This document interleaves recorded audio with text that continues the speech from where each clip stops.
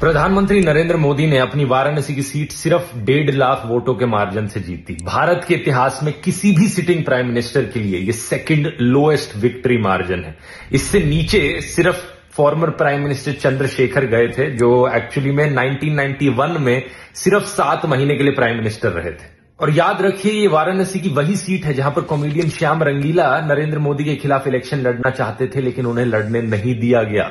ये बात अब बड़ी साफ है कि नरेंद्र मोदी का चेहरा बीजेपी के लिए एक लायबिलिटी बन चुका है। महाराष्ट्र को देखिए, 19 कॉन्स्टिट्यूएंसीज जहां पर नरेंद्र मोदी ने जाके अपने भाषण दिए थे, उनमें से 15 बीजेपी हार गई।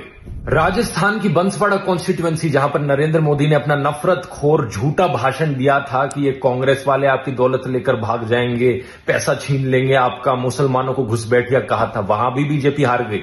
उत्तर प्रदेश में बीजेपी को 80 में से सिर्फ 33 सीटें मिली हैं और ये 33 सीटों में से भी 16 सीटें सिर्फ मायावती की बीएसपी की वजह से मिली हैं। अगर बहुजन समाज पार्टी ने इन 16 सीटों पर वोट ना काटे होते तो आज उत्तर प्रदेश में बीजेपी का पूरी तरीके से सफाया हो चुका होता।